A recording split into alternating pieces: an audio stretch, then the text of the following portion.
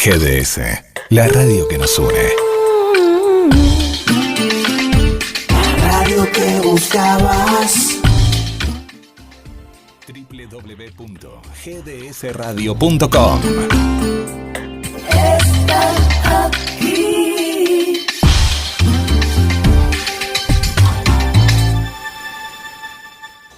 Dicen que la última pincelada de un cuadro la pone quien lo mira.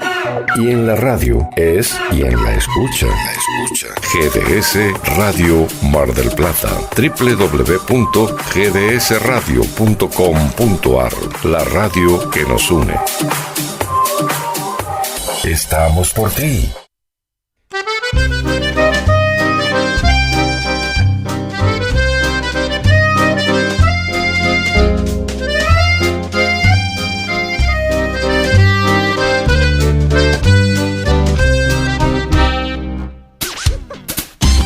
Bienvenidas, bienvenidos a GDS, la radio que nos une.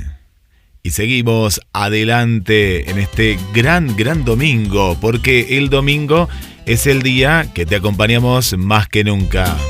Porque sabemos que lo necesitas, porque sabemos que estás ahí del otro lado siempre junto a GDS.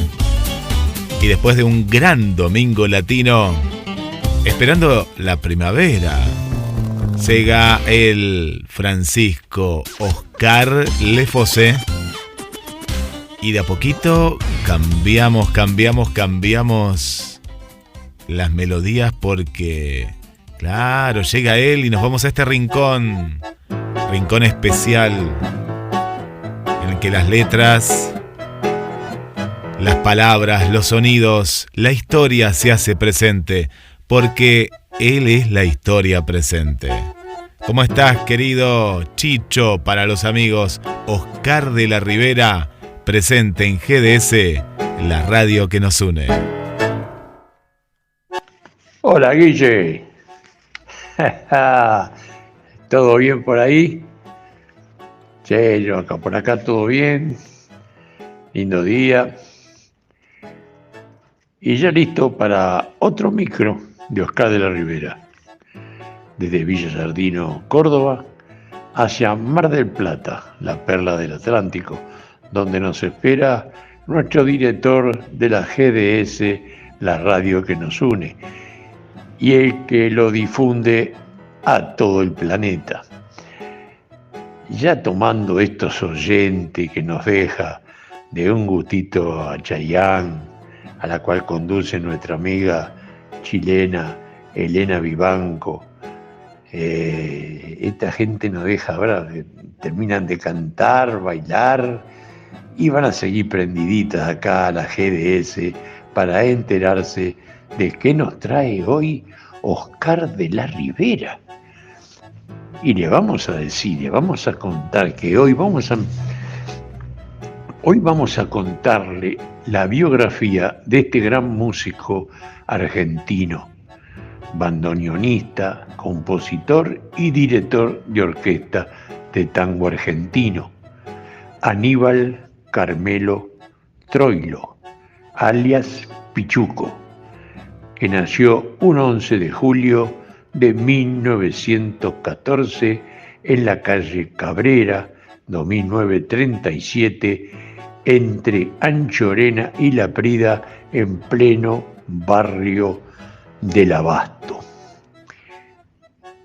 Empezaremos con su vida y algo de su música, para luego entrar con más detalle, más, digamos, ya de su conjunto, de su cantore, de su músico, cuando formó su primera orquesta, todo más detalladito. Primero vamos a hacer algo de la vida de él y luego seguiremos con lo más completo de esto. Como venía diciendo, que había nacido en el barrio del Abasto, pero desde los 8 años de edad vivió en Soler 328, entre Gallo y Agüero. Justo yo ahí viví unos años cerca de esa casa, que siempre pasaba y la miraba, cuenta con una placa de bronce como diciendo acá vivió Pichuco Troilo. Sus padres se llamaban Felisa Bagnoli y su padre se llamaba como él, el mismo nombre de él, Aníbal Carmelo Troilo. Es porque Troilo se sacó Carmelo. Su padre lo bautizó Pichuco. Era una de esa deformación del napolitano que quería decir picciuso, que en italiano y más napolitano, es un dialecto, significa llorón. Él tuvo 2 hermanos, un varón llamado Marcos y una mujer llamada Concepción, que murió a corta edad.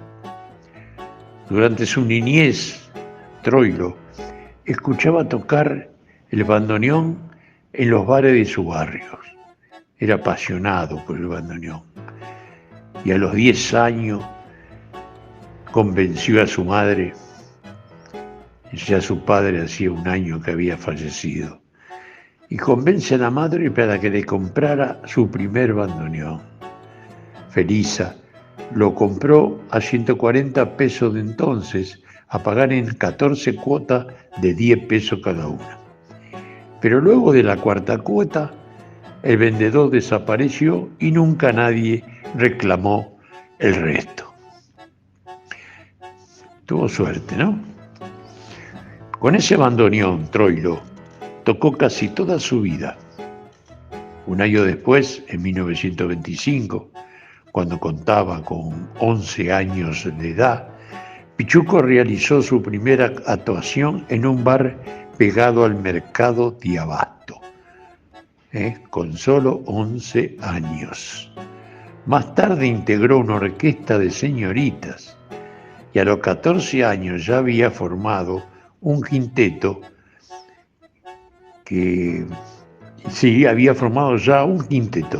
él en ese momento. Estudió hasta 3er año en la prestigiosa Escuela Superior de Comercio Carlos Pellegrini. En diciembre de 1930 fue contratado para formar parte del famoso sexteto del violinista Elmino Bardaro. El pianista era Osvaldo Pugliese y Alfredo Gobi, hijo, quien era apenas el segundo violín del conjunto, que más tarde Gobi sería un célebre director de orquesta. Sí, la conoceré, el primer disco que tuve fue de Alfredo Gobi cantando Alfredo de Río. Fue mi primer disco 78 de pasta que tuve. Bueno, vayamos a la historia. Troilo pasó por numerosas orquestas, entre ellas la de Juan Pacho Maglio, Julio De Caro, Juan D'Arienzo, Ángel D'Agostino y Juan Carlos Cobian. Con su orquesta Troilo trabajó ininterrumpidamente tanto en presentaciones en vivo como en grabaciones, hasta el año de su muerte, 1975. Desde el año 1953 hasta los años 60, Troilo mantuvo durante un tiempo una actividad musical paralela a la de su orquesta. Hacía un dúo junto al guitarrista Roberto Grela, que después se convirtió en el cuarteto Troilo-Grela. En 1968, ya distanciado de Grela, formó su propio cuarteto. Además de esto, Troilo grabó 2 temas, El Motivo y Volver, a dúo de bandoneones junto a Astor Piazzolla. El 3 de agosto de 1971 se casó por civil con la griega Zita, Ida Dudui Kalassi. Cuando su madre murió, Troilo, como homenaje a ella, se casó por iglesia con Zita. La muerte de su mejor amigo, el poeta Homero Manzi, le produjo una profunda depresión que duró más de 1 año. En su memoria compuso el tango Responso. En 1971, en conmemoración de los 20 años del fallecimiento del poeta, Troilo inauguró la Plaza Homero Manzi, como le narré micros atrás, que esta está situada frente a la iglesia de Pompeya. Diversos historiadores sindican a Troilo como, decían que era adicto al alcohol y a la cocaína, y siendo él propio Troilo quien sugiere el agregado de letra al tango Los Dopados. Qué cosa, ¿no? El bandoneón mayor de Buenos Aires, que así lo apodaban, murió el 18 de mayo de 1975 en el hospital italiano a causa de un derrame cerebral y sucesivos paros cardíacos. Se encuentra sepultado en el Rincón de los Notables del cementerio de la Chacarita, al lado de Agustín Magaldi y Roberto Goyeneche. Esto fue hasta ahora una narración de su vida, un poco así a la ligera. Ahora vayamos a su comienzo, de punto por punto, cuando sus cantores, sus orquestas, sus primeros conjuntos, ¿no? En la primera formación de la orquesta típica de Aníbal Troilo participaron Orlando Goni, y Roberto Gianitelli, Juan Miguel Toto Rodríguez y el cantor Francisco Fiorentino, entre otros, con la que debutó en la Boit, en Marabú Boit, antes le decíamos Boat, en la Marabú, en Buenos Aires, el 1 de julio de 1937. Yo la conocí, estaba en la calle Maipú, ahí nomás pegadito a Corrientes. La conocí ya cuando era bailable, cuando se iba a bailar, ya esta época de Troilo no. Esta estaba situada en la calle Maipú, a metro de la avenida Corrientes, como le comenté. Suele decirse que en su comienzo la orquesta tocaba a la parrilla. Este es un término utilizado en la jerga del tango para designar en general a la música interpretada sin un arreglo escrito, cuente esta o no con ensayos previos. Evidentemente, la música de esta primera época, como la versión de Tinta Verde de 1938 o la de Toda mi vida, 1941, junto a Fiorentino, contaba con arreglos siempre, incluso para la época. Tratándose de música, la mayoría de lo que se toca no está escrito. Es razonable que el sonido fuera cambiando junto con los instrumentistas. Por eso son temas de discusión las influencias de los diversos pianistas sobre la orquesta de Troilo. En las grabaciones de 1942, la orquesta comienza a tocar con arreglos escritos con mayor detalle, lo que permite algunas sofisticaciones por esta época. Troilo comienza a delegar la responsabilidad de escribir arreglos en otros músicos, como Astor Piazzolla, que integró su orquesta entre 1939 y 1944, entre otros. De él son los arreglos de Inspiración, en 1943, y Chiqué, en 1944. Incluso después de que dejó la orquesta Piazzolla, siguió arreglando ocasionalmente para la orquesta de Troilo. Gran músico Piazzolla, de verdad. A partir de ese entonces, la música de su orquesta cambiará enormemente según el arreglista, aunque siempre conservando la gran precisión expresiva que la caracterizó desde sus comienzos. En esta época, pues, La orquesta de Troilo se integra a un fenómeno de división del trabajo musical entre directores y arregladores y orquestadores, que ya existía desde antes, del que participan, por ejemplo, las orquestas de Francisco Canaro, de Juan D'Arienzo, Osvaldo Fresedo e incluso Osvaldo Pugliese. También hubo y siguió habiendo numerosísimos directores de orquestas e intérpretes que crearon sus propios arreglos, como Julio De Caro, Astor Piazzolla, que lo nombramos varias veces, ¿no? Julián Plaza y Horacio Salgán. De esta primera época son todas sus grabaciones junto al cantante Francisco Fiorentino y algunas grabaciones con Alberto Marino. Paralelamente a la disminución del trabajo en lugares bailables, el tiempo de la orquesta comenzó. Al hacerse cada vez más lento, privilegiándose entonces otros aspectos de la música. Habitualmente, los últimos años del 40 y la década del 50 son considerados como un momento de transición en la orquesta de Troilo.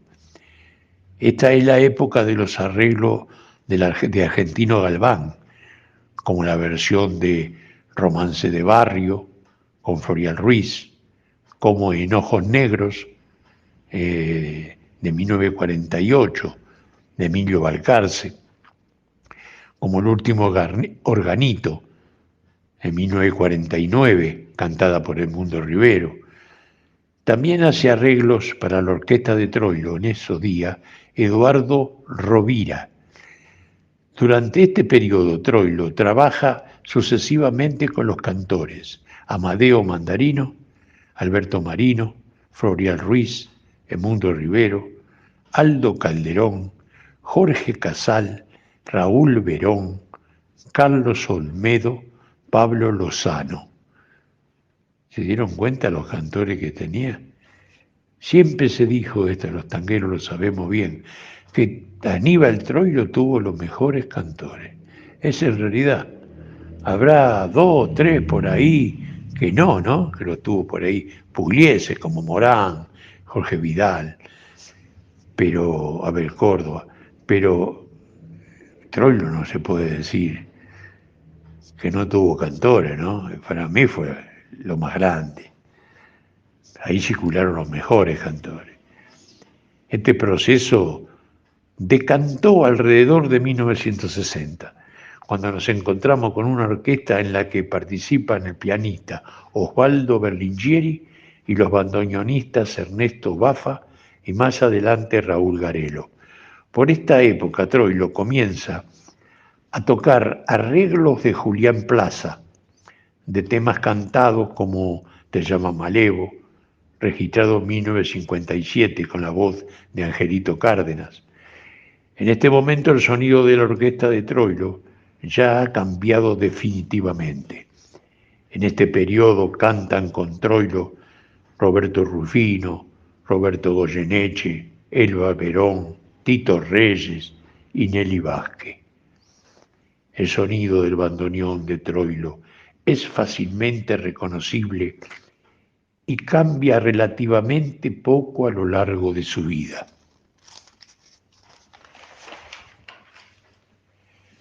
Se caracteriza por un fraseo impecable, por una forma muy particular y también muy propia del tango, de decir la frase melódica con su instrumento.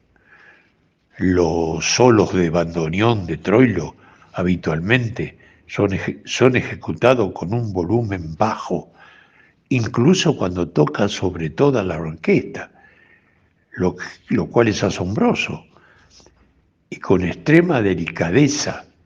Sus ejecuciones son delicadamente pausadas, pero no necesariamente lentas, y casi nunca tienen muchas notas rápidas, excepto cuando ejecuta variaciones, claro está. Troilo comenzó perdón, Troilo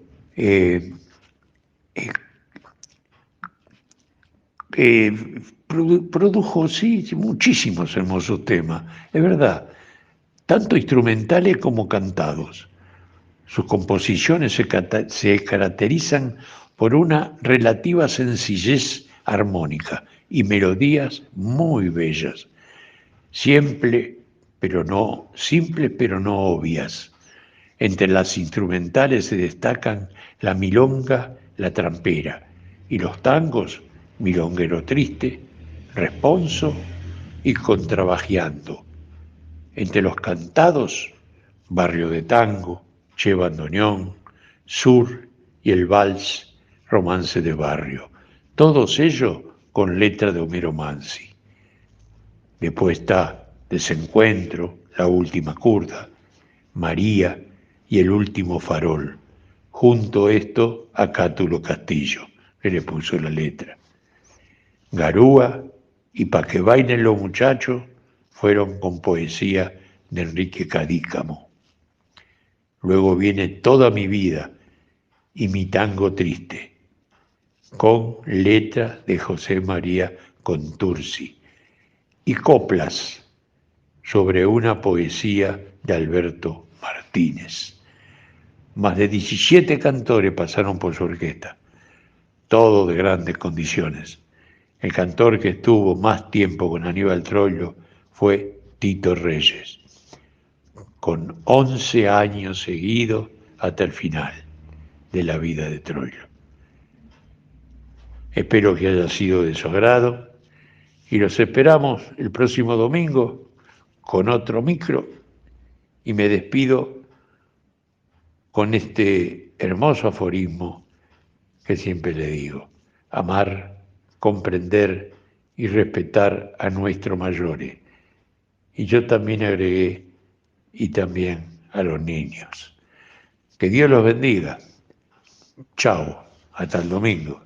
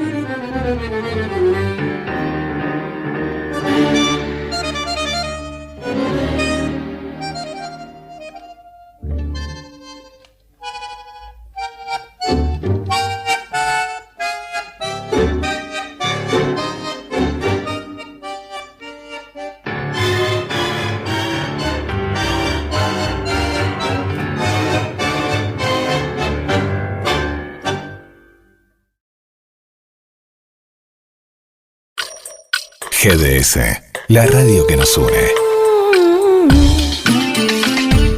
La radio que buscabas. www.gdsradio.com